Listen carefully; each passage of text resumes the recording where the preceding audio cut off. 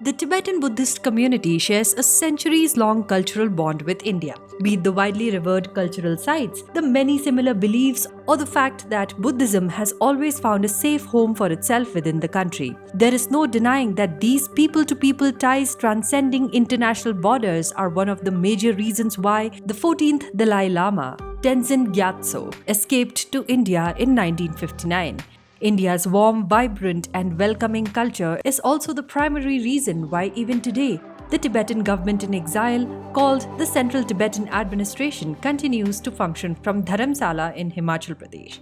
Namaste and welcome to New India Junction. I'm Richa Dwivedi, and today, on the Dalai Lama's 86th birthday, let us look at how Buddhism has not only existed with complete liberty, but has also become an important part of the many hues of India's cultural fabric.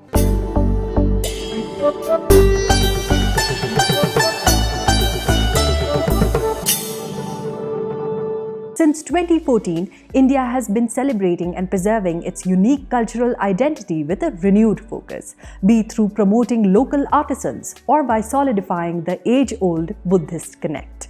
Moreover, several centers of excellence in Tibetan Buddhist studies have been established at prominent locations from India, from Varanasi all the way to Leh. For several years now, the Buddhist circuit has been developed by the Government of India under the Swadesh Darshan scheme. The aim is to not only encourage Indians but also Buddhist tourists from across the world to visit important locations and monuments in India. The abrogation of Article 370 also allowed the socio-economic development of previously ignored areas like Ladakh and, more importantly, the sizable Buddhist community that calls the region its home.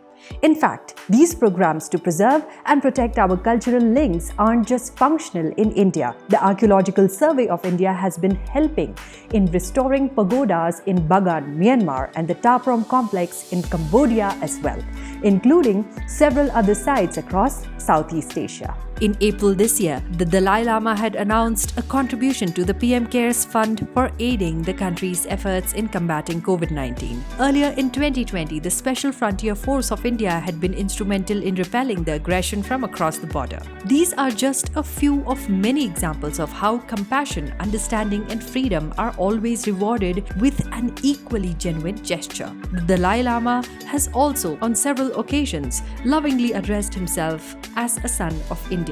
The Dalai Lama, who retired from political life in 2011, has always been an ardent advocate for democratic processes. It comes as no surprise that the CTA and its parliament continues to function based on the principle of a government for, by, and of its people.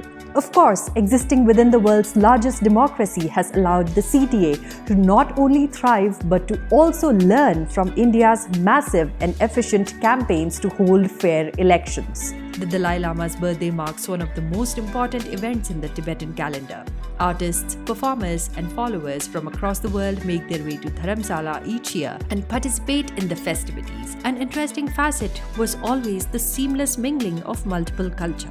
Not only are the performances multicultural, many a times a traditional Himachali dham is served to the attendees. Given the COVID-19 pandemic, however, the festivities will not be as grand an affair, primarily to prevent large congregations of people and the risk of infections. The CTA, through its Kashag, or cabinet, has issued advisories to prevent any large gatherings. But in no way does it mean that the celebration will lose its importance. The official Trungkar celebrations from Dharamsala will be a broadcast so that everyone can take part in the festivities in even larger numbers, albeit virtually.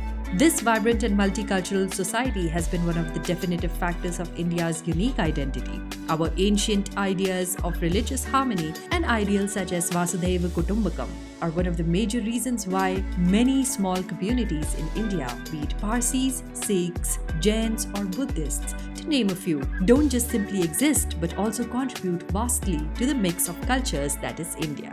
On that note, we will be signing off and wishing His Holiness the 14th Dalai Lama a very happy birthday. Dhanyavad and Namaste.